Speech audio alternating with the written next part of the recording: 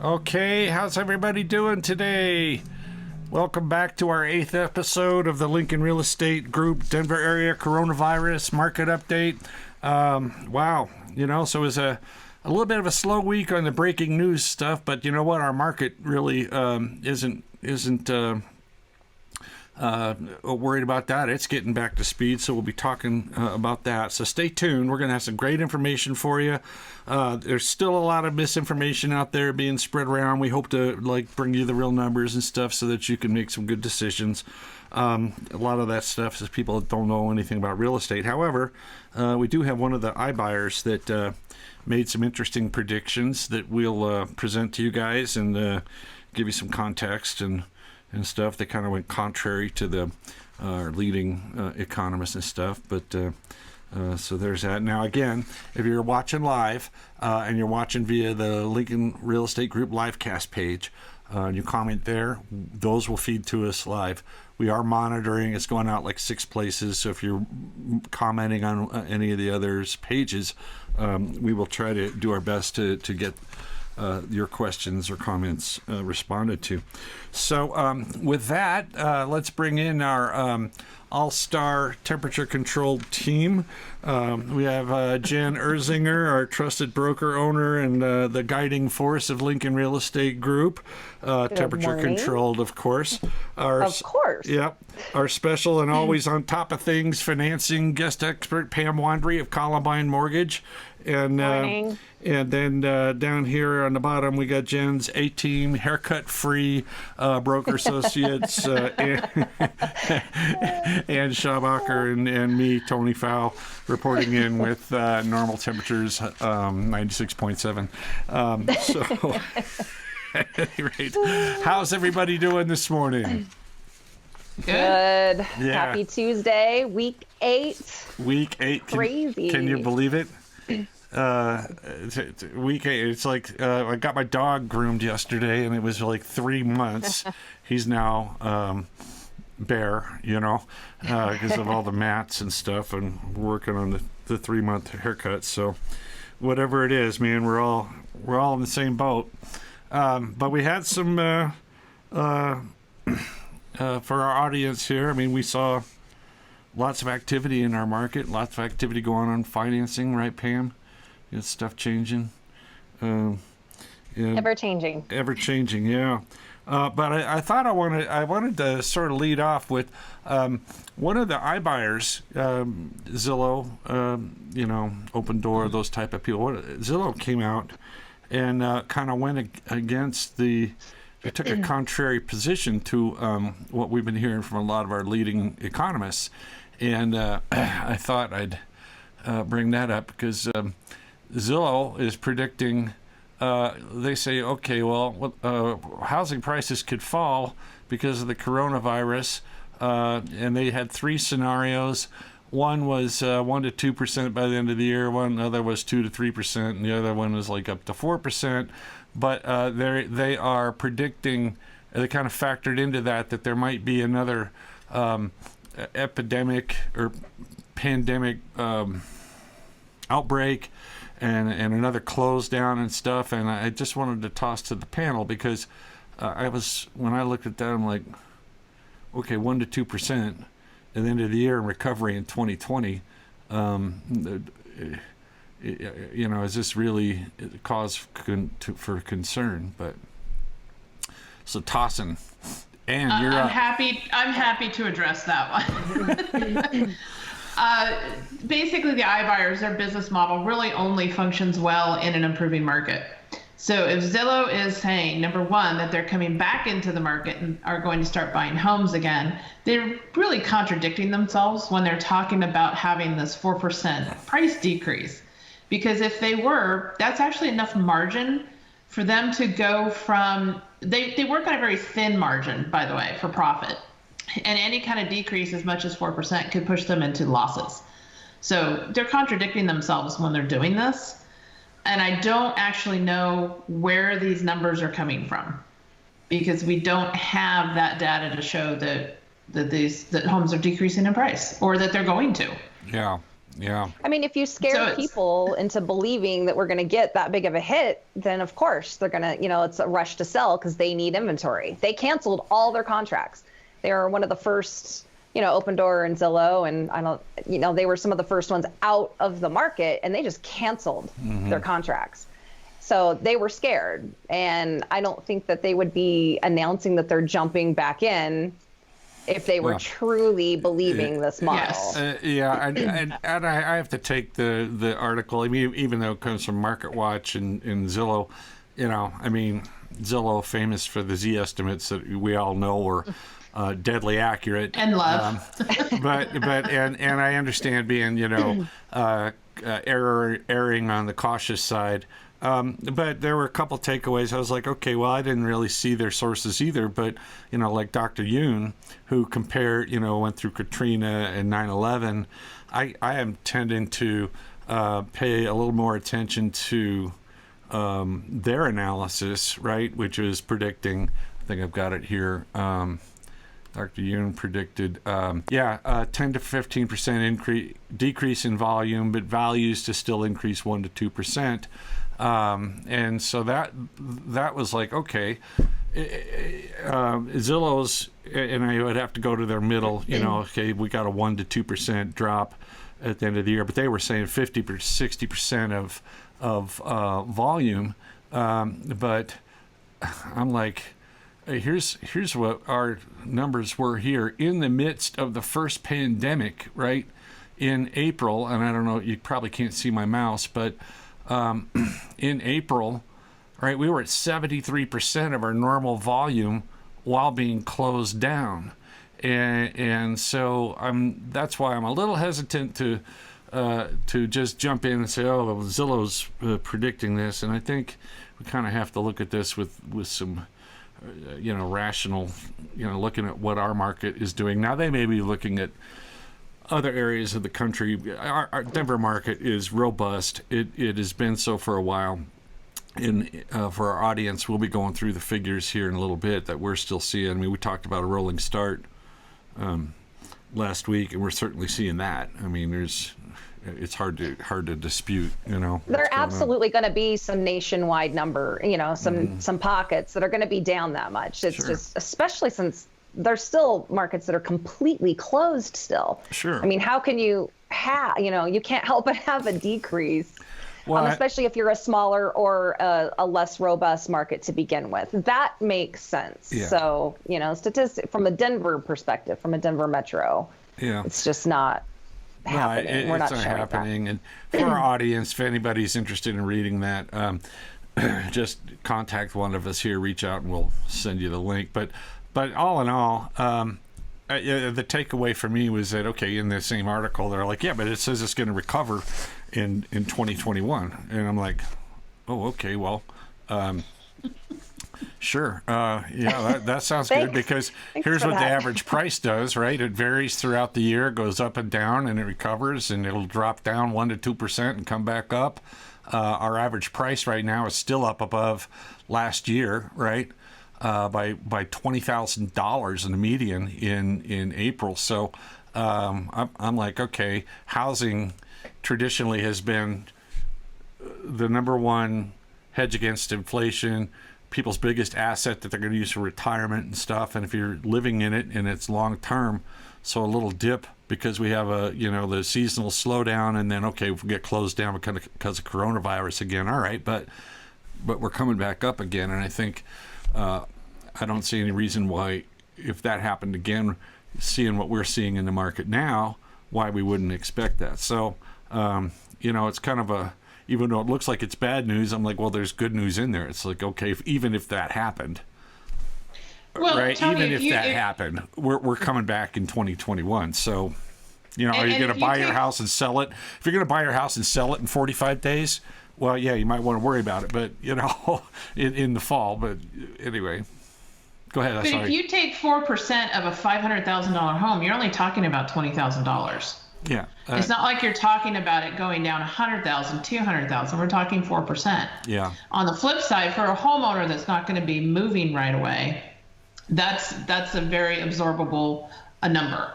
However, for a Zillow, it's not. That's like their profit margin right there. So yeah, I have a hard time believing they're coming back into the market to have losses. So yeah.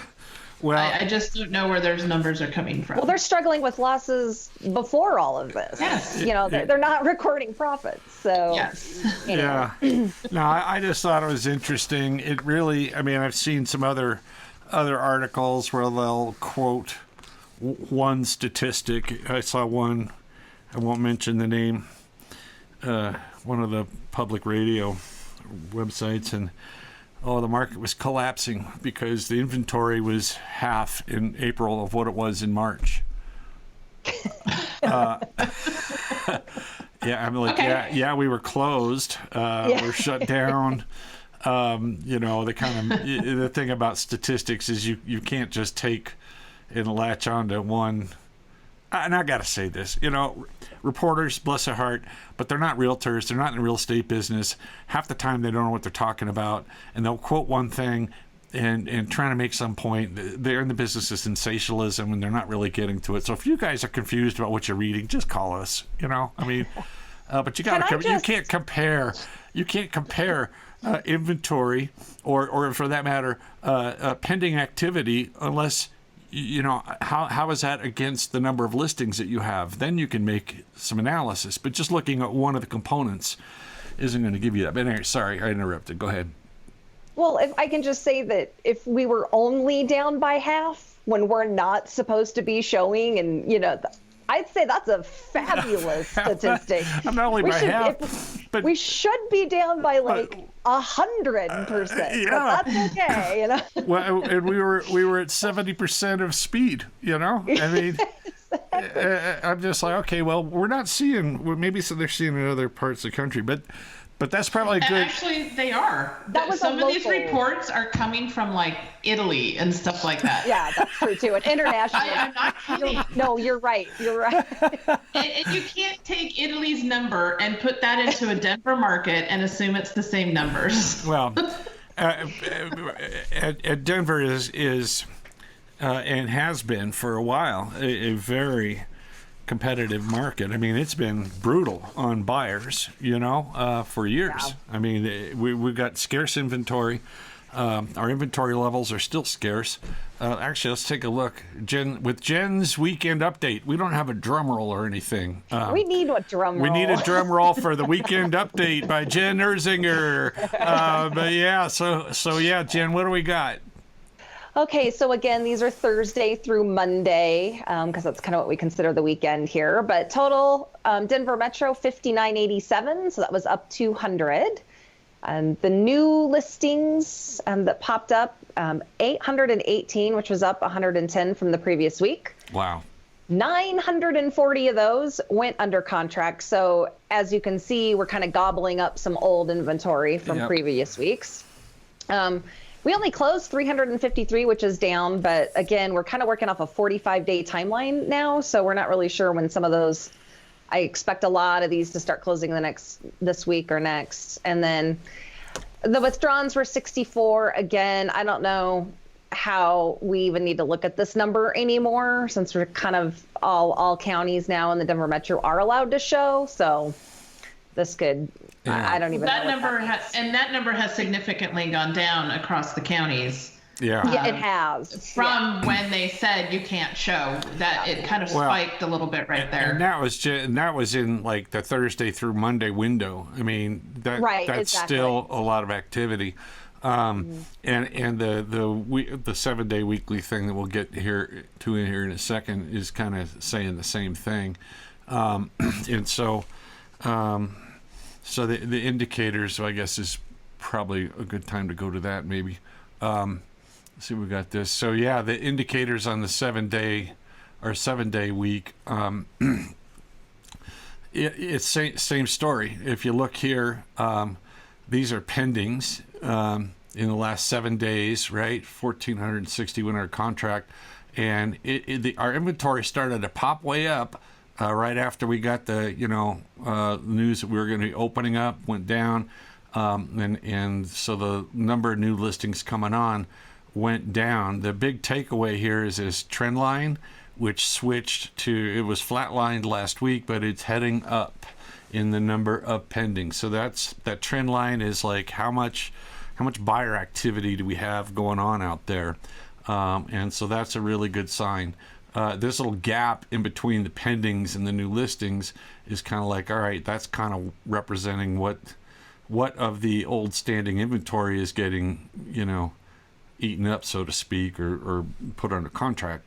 One interesting thing, and we talked about, was as the inventory came up, all right, I would expect to see this line here is the number of listings that adjusted their price, and if it follows like it did before, I'm sure we'll see some media sources saying that prices are falling. But but there's some dynamics I think we want to bring back to the panel. What are your guys' thoughts on what we see? Where's my panel? There we are. We got the bright idea yesterday to actually analyze what those price reductions meant. So Anne's like, wait a minute, we need to wait a minute. I started laughing. I'm like, they lowered their price $100. Yeah. But interestingly, the MLS used to have this feature called refresh, where you could, pay $10 or whatever and refresh the listing, and it kind of pops it back up to the forefront. And that has gone away. So a little agent trick is to have a price decrease. $100 is more like somebody trying to use that refresh option that's no longer there. Yeah. We found one $3 million listing that had like a $7,000 price decrease. Yeah, it's not a price reduction. That's just and that was kind of the takeaway. There was a lot of that going on, and then typically for our audience, 10% or a little more will go on highly optimistic, not listen to their agent, overprice their property, and then it doesn't sell, and then they got to lower their price to get some activity, and then people are like, what's wrong with it? It's been sitting for a while. Then they got to lower their price again. So there's always that thing, and that's kind of what we were seeing in the normal figures. But I think, and one thing, of course, don't have any way to prove it, was I think a lot of listings were, while they weren't withdrawn, they just weren't showing, and so they'd been on the MLS for a while, and so at least when we look at a thing called the hot sheet, and it's like, there's the $100 price drop, but they're trying to get it out, because when they refresh the listing, what happens is it sends out the emails to everybody that's looking, and the property comes back in, and that kind of stuff. So, I think one of the things for our audience is to not confuse a property that is adjusting its price to get to market value being the same thing as prices are dropping. If we look at the average, let me go back to the average price again. I don't see any evidence of prices dropping. Where are we at? Median last year in April, 415. Median in 2020, 435. That's and that's Tony, a healthy thing. I wouldn't use the term dropping. I think they're correcting. Because if you go on too high, the market is speaking. It's telling you your house is not worth what you've got it listed for. Mm-hmm. For whatever reason. Price improvements. Improvement. So, which brings me up to Pam. So, Pam, are you are you seeing, like, if we have a pricing problem and values are a problem, we typically have an appraisal. We have these appraisal gaps that come in. Are you seeing an increase? I'm not seeing that because of a result of property values decreasing. That has not been happening. We're still at a very hot market here in Denver, and so if anything, there are still pricing or competition for buyers. And so if anything, it's usually because there's an appraisal gap put into the contract because they may have known that they were offering too much than what the property, more than asking, which asking is usually pretty accurate to what it is. So no, I'm not seeing that at all. So the asking prices are coming in, and it's really an overbid scenario where you might see that, right? Now that's good to know, because for those of us who went through housing bust, man, will it appraise? Will it not appraise? It's like, I don't know. Let's roll on a roulette wheel. I'll put 5 on black. I mean, but no, and I think that where's this close to list thing here we got, and this was from last week too, but it's still, we're seeing, again, if we were seeing values dropping, we would probably see these somewhere in the 90s. But people are still getting, up. A good value on a property is a property that's priced at market value. I mean, that's a good value, right? But I'm not seeing the evidence of price declines, which is like, well, okay, so if the Zillow article says we're going to be facing that, Oh, we're not. I don't know. I'm just finding it hard to believe in our market going through the intense closures, shutdown, and while the business, even despite that, was still pushing up against it. I'm like, round 2, I don't see that as being as severe, because we've already kind of learned a whole lot going through this about how we can maneuver, how things could go. So a little bit of optimism for our folks. But yeah, so the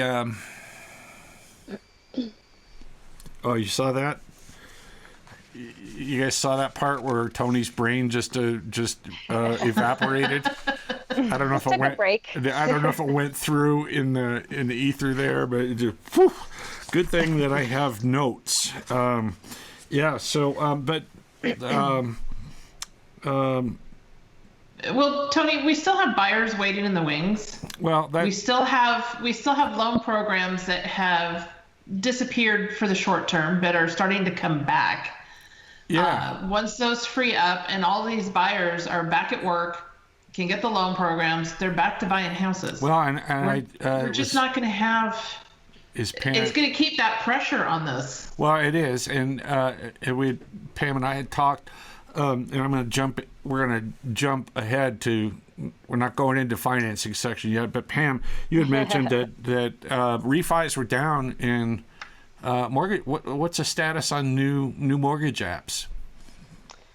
Like you said, from week over week, refinances were slightly down, but purchases were up for second week in a row, 7% mortgage applications for purchases over the previous week. Over the previous week. Which was up 12%. Over that previous. Yeah, exactly. So purchases are up and coming. The pent up, pool is there. We've been talking about it for weeks now, and it's happening. And even though I say refinances were down 1% to 2%, they're still up like 100. I can't remember the stat, but they're still up way above what they were at this time last year. So they're still booming. Refinances are booming like bananas. So mortgage applications are definitely, people are out there they're either getting in line to get ready to purchase or refinance. And so the credit market is still hot and heavy. Yeah. Moving along. Well, and that kind of, I wanted to toss to the panel for your thoughts on, housing has always been, what is it that makes a person's home like a very good investment in the long term? Well, statistically speaking, housing hasn't went down. Yes, we've definitely had dips, but housing has never been a bad investment long term. Now, obviously, there's market timing, so some of us who had to sell in the downtimes, not so awesome. But statistically speaking, you're sitting on a great investment that's hedging against inflation, as opposed to writing out the stock market, which we all know. I think we've all kind of busted out there as well. So, but plus it's budget stabilization as well. Right. This is something locking in your housing costs. Yeah. Yeah, that's, if people are worried about pricing, it's like, well, let's look at the flip side. What are rents going to be doing? And you can actually start putting this money towards an investment with some equity building. Yeah. And, and have a budget that that's going to be your fixed cost. Now, obviously, taxes and HOAs are going to do their thing, but overall, it's statistically better Yeah, that's from a one thing budget stabilization. Exactly. We always try to point that out to clients. We're like, you don't live in the rate, you live in the payment. Right. And, the rate may be 0.25% lower or higher or whatever, but that really only translates to a small number on the actual payment. So it's true that it helps so much with budgeting. Well, and the keeping pace with inflation too. I mean, that home, in 1960, a $10,000 home or mortgage payment was $60 a month, or the rent was, look at that compared to today's dollars, and you can see housing has been hold steady within. They were probably sitting on an 18% interest rate too. Right. Yeah. Right. That's exactly what popped into my head. Right. Well, so it's all relative, but as the dollar's value declines, the actual value of real estate just kind of keeps pace. If it took $100 to buy it, 10 years ago, and it was down by half, it now takes $200 and some to buy it, depending on scarcity. So I think that's part of the reason, I think a lot of people are like, well, yeah, and, and it becomes the number one asset for a lot of folks in their retirement, and it's still and probably always will be the best and easiest way to create wealth. So a toss to Pam. Now, are you seeing anything that you hear, where some of your borrowers read some article, the interest rates are supposed to be, going to fall off the cliff, and they're going to be at 2.25%, and I'm just going to wait until that happens? I mean, are you fighting any of that? Well, the biggest misconception that people have is they tend to think that the rate is tied to the federal funds rate, benchmark rate. So when it hit, near zero at the beginning of March, we had many people calling us, can I get that 0% interest rate? Yeah. No, you cannot. Well, that's the biggest misconception, is that rates are different than where they are, because there's so many other factors that go into what the rates are. The lenders have to hedge, they have to fill their own buckets for when they resell, these bundles of loans to Fannie Mae and Freddie Mac. What's going on in the markets. They're loosely tied to the bond market because of the mortgage-backed securities that they're sold on. So that's the biggest thing, is people don't quite understand where rates come from. And most of the time they'll be like, I heard rates are declining. And so, and generally they're accurate, but, they don't understand that their scenario may be completely different where, than what's being quoted, where they may be in a condo and they may have a high balance loan, or, all these things that add a pricing adjustment to their rate. So just having to walk people through those, that's. Well, and our beloved media, and I've heard it many times, where they'll, quote the Fed's dropping interest rates, and then they'll make the next leap that, mortgage, and it's like the two aren't connected, they aren't connected, and we've all heard it 100 times, and it's just like, okay, that's part of, the media are in the media, and they should be reporting things. And maybe they'd like to check with a few people before they report on stuff that they don't know anything about. Aren't they supposed to be fact checkers? That's part of the job. I don't know. I won't get into it.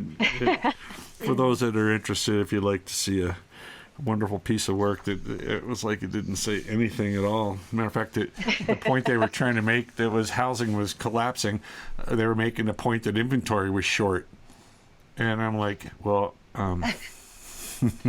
welcome to our world. Low inventory, scarcity, supply and demand, right? Values go up. It isn't that. So whatever.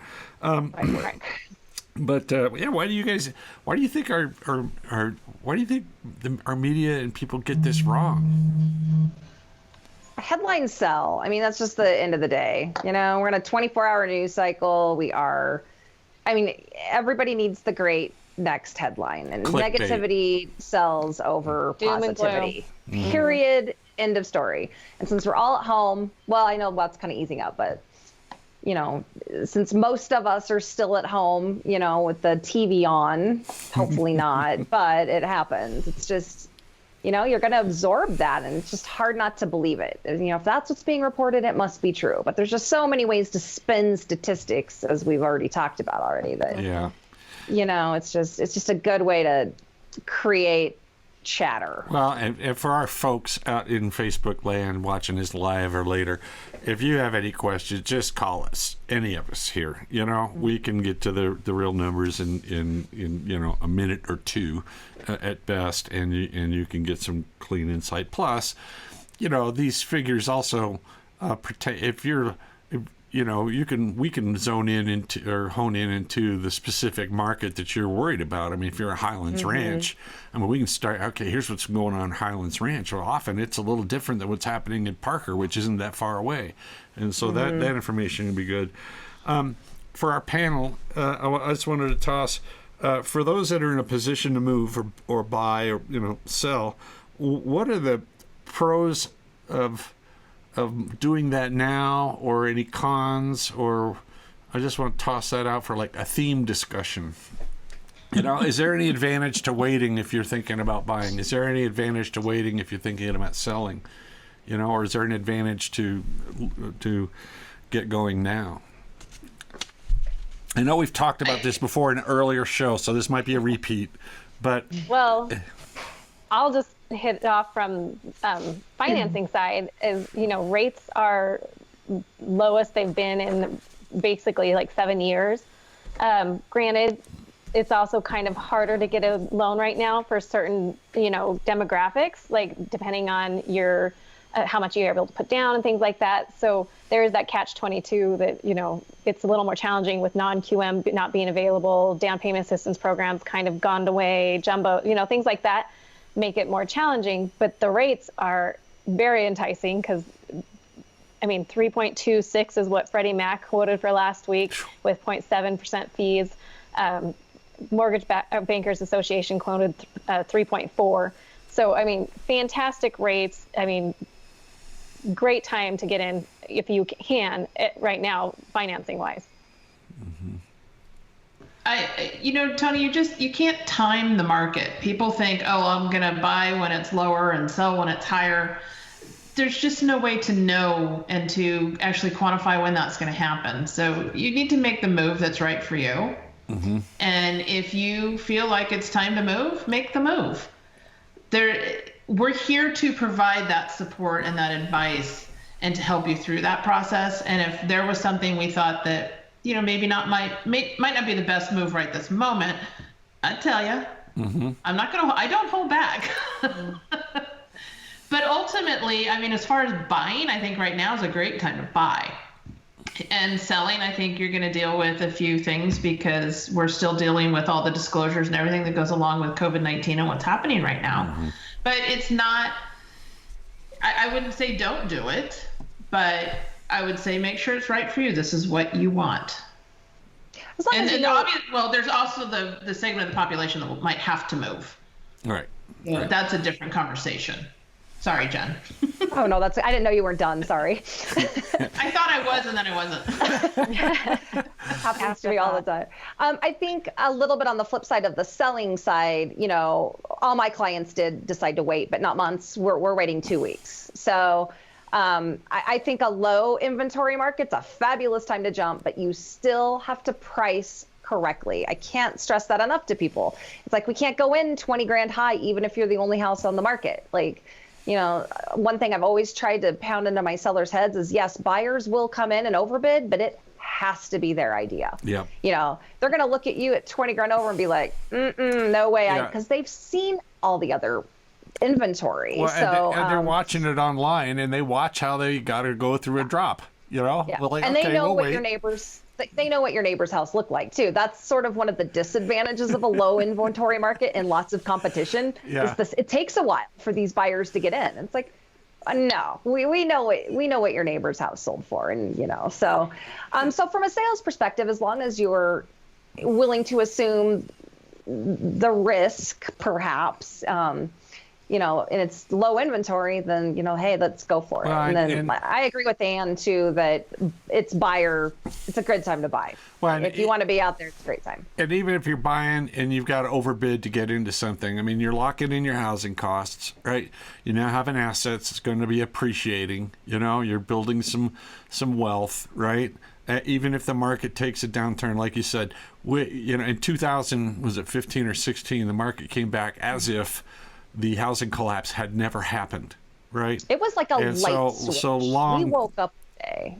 Long term, it really is there. Before I go into there were a couple of things. Sort of. Hey Tony, can I make a point to the last one? Sure, yeah. It's our show, man. You can do whatever you want. We can do what we want when we want. Do what we want. Well, I mean, as far as the overbidding, not everything to me is considered an overbid. On the last one with our last buyer, the house was priced at like $425. They went in at $435 because looking at the comps, we knew that house was priced lower. Sure. And it actually appraised at $440. Yeah. It's a pricing strategy sometimes. It's a pricing strategy, and I don't want people to get really worried about the overbid. Well, that's when true. We're in that kind of situation. And I've advised many of my listing clients the same thing. I call it chum in the water.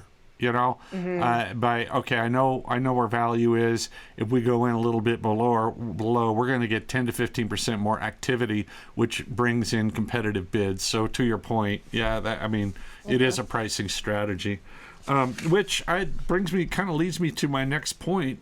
So if you guys remember, for audience, there was always the, who's going to be the Amazon of real estate, where, you can click on there and buy your house, and then your contract sent to your email, and da-da-da-da-da.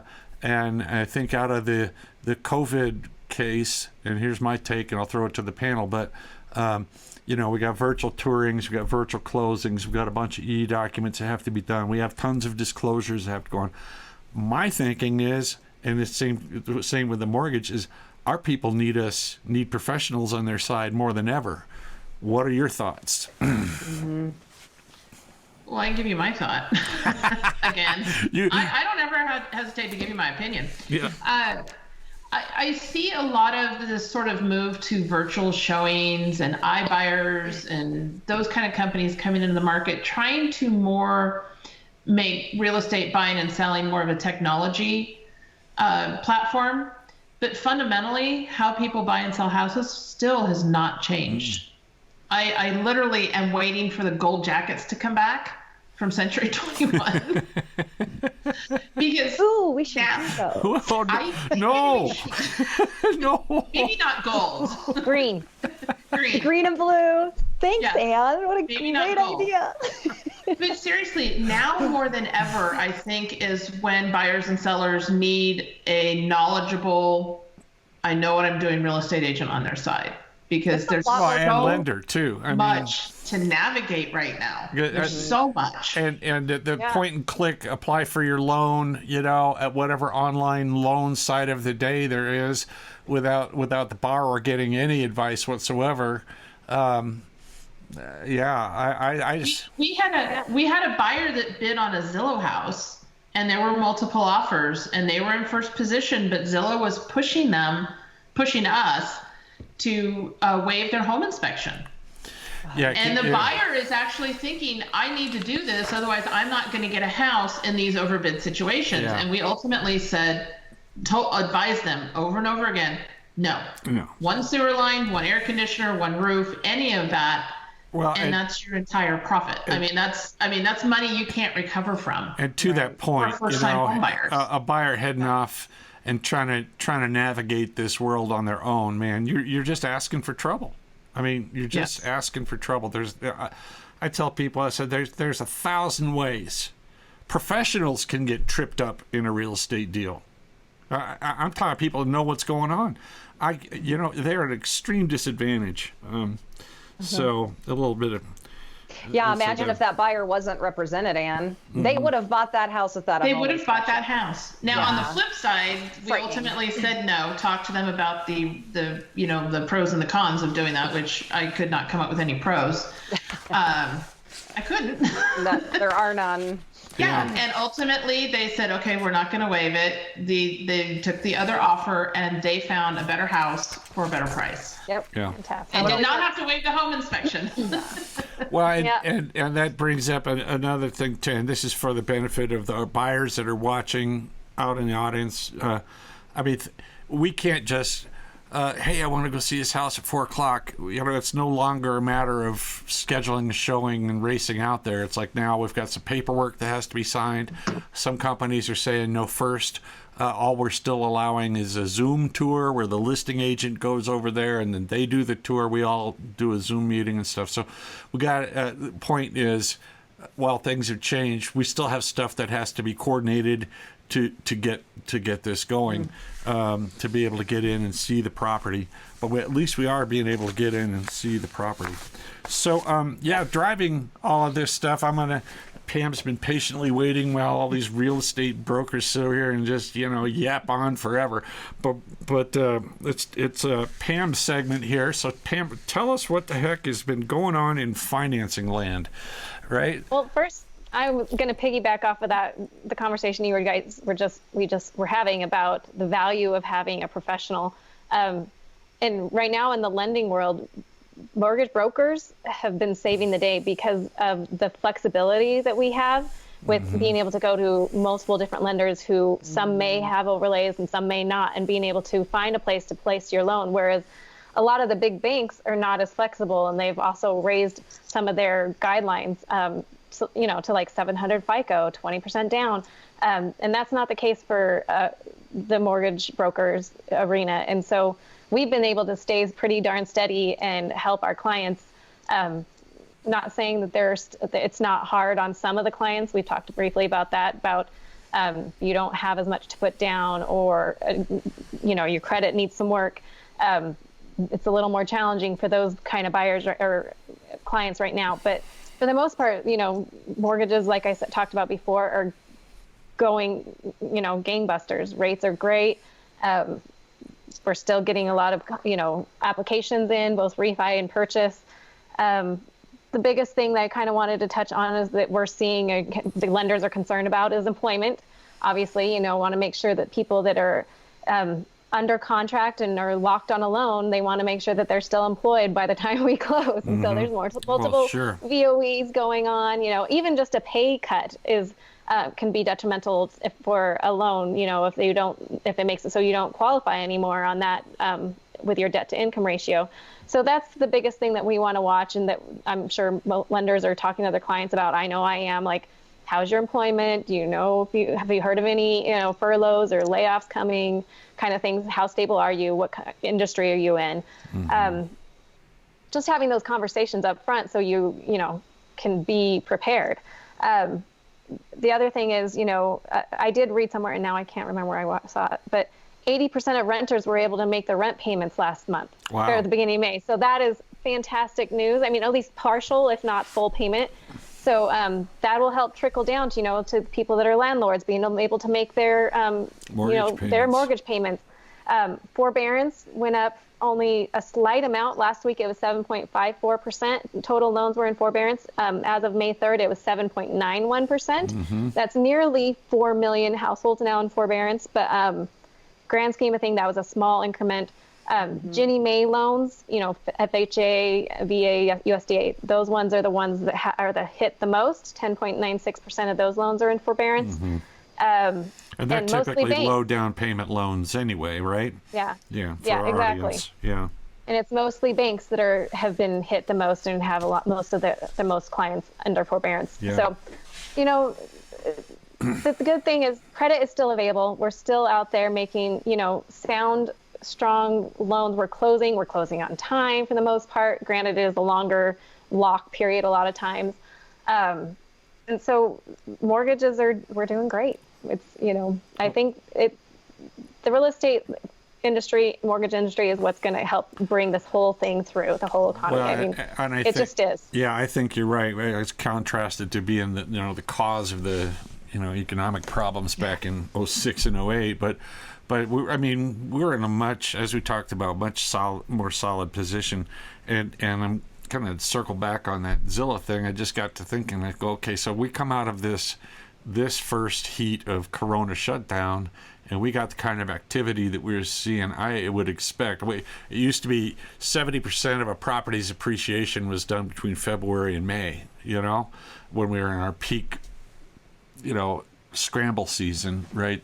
And I'm like, okay, so that's slipped. So if Zillow's saying a 1% to 2% drop, I mean, I'm like, wait a minute, we are probably going to see some appreciation as this thing comes back online. And so I'm becoming more skeptical about what they had reported. I'm like, yeah, well, at least here, at least reputable sources are saying that our spring buying season will be this summer. So, yeah. and we're showing all indications of that. Yeah, I mean, 11. The amount of inventory coming on, the amount of properties going under contract. I mean, it's been a surprise the whole time. 2 months. We've been doing our shows now for 2 months. Can you see? No haircut. But yeah. So I had another question for Pam. Hold on a second. We talked about rates, appraisal results, form variances, right? Oh. So we had, I know I asked you this question last week, but has anything changed where somebody's under contract and things start slipping sideways a little more than would be expected? Obviously, we know it's pretty solid, huh? Yeah, I mean, as long as the client has been properly pre-qualified, like there shouldn't be any big red flags that pop up other than maybe not from the lending side. There shouldn't be anything big except for maybe the possibility of unemployment. Mm-hmm. So I haven't seen it other than appraisals, with the sometimes modified appraisals that are able to be done right now, except for that's probably lifted now that, appraisers can definitely get in and see homes. There hasn't been anything that I've seen other than, an overbid on a property and the appraisal coming in slightly low, just because, but where it was priced originally. So yeah. Still on value. Other than that, I haven't seen anything throwing everything off. Yeah, but right. And Tony, I'm starting to see a little bit of the non-QM and the jumbos loosening up a little bit. Now their pricing is still not for our audience. advantageous. Let's define non-QM. Non-QM is a non-qualified mortgage. That's a non-Fannie Freddie conventional. You fit in that great little box. A bank statement. A bank statement. For the self-employed might get involved in that. Sure. So we are seeing more of those. And those were one of the first things to go away. It's all about risk reward to the investor, and those carried a very high risk, so those were pulled first. Yeah. Now that we start seeing them kind of come back in the market, even though the pricing is not fabulous at all, it's a sign that things are starting to ease up. And but it's there. I mean, that's there. We're coming back. That's cheap gas prices for the real estate machine. I mean, as long as financing is there, the demand is there, right? It's where, part of what caused the housing collapse was, if you guys remember September, I think it was 06 or 07, right after Countrywide. I mean, they just tightened down on everything and kicked the leg out of the buyer pool, right? I mean, financing you just couldn't get anything, and it's like dominoes, right? But as long as we've got financing here, I think we're still looking at some promising results. Well, I think after 08, we kind of expect to see the mortgage market, do what they did, to react this way. They shut it down, and then they start to ease it back up, and that's what we're going through. But the fact is that we're already starting to ease up, and we're doing it this soon, is a good consumer confidence sign, I think. One thing for our audience, to Pam, is there any, for somebody who's thinking of buying but they don't want to buy till the fall, is there any reason for them to wait to talk to a mortgage broker? I mean, what are your thoughts on when is it a good time to get started if you're thinking to buy a house? I think if you're seriously considering it, even if it is in the future, there's no reason not to talk to a mortgage professional, just to, get an idea of maybe what you qualify for. I don't have to pull your credit to, give you some numbers. I don't have, I should be able to still, not on a high level conversation, be able to say, okay, well, it sounds like you should be about this range. Your payment would look like this. And then if you have any credit issues or concerns, then of course we can run your credit, and then gives us time to work on any issues to get you to where you will be in a better position when you are ready to buy. So there is no downside to working with or looking into or talking with a mortgage professional. Or a real estate broker. Or a real estate broker. But and in Jen and Ann, so regarding advising sellers about selling during this new era, what kind of things are you preparing our peeps for? Well, we have to find, obviously sanitation is the big thing that we have moving forward. So trying to procure booties, masks, gloves, Lysol wipes. So that's sort of a little bit challenging. I think if we all work together, we can kind of figure that out. But and then, there's no overlapping showings. So maybe a showing day might be longer. I mean, typically I would only allow showings between 9 and 7 at the latest, 6 if there's babies in the house. But we might have to get an entire buyer pool through on a hot property. We might need a 12-hour window or something insane like that. So to make sure we get, full market exposure. So, and, just kind of the patience with that.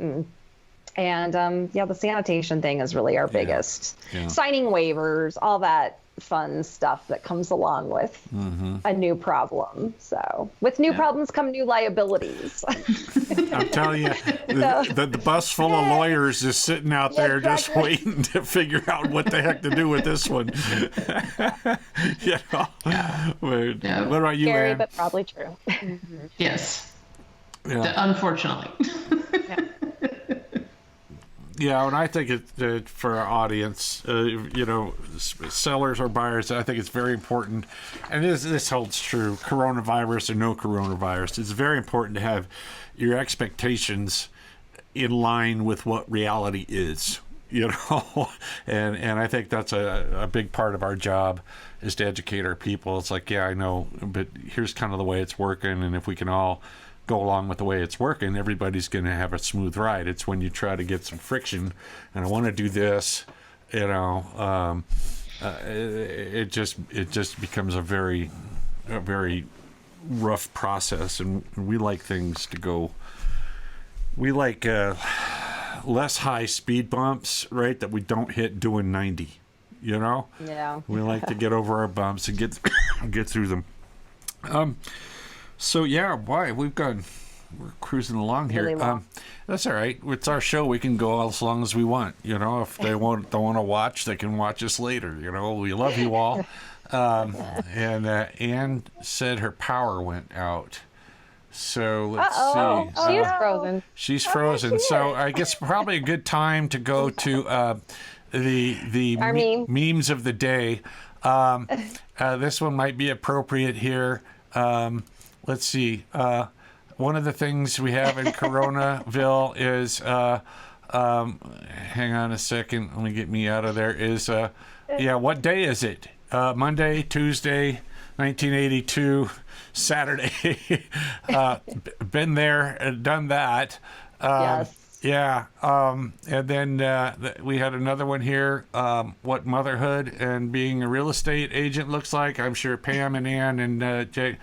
My favorite is the one there on the lower right.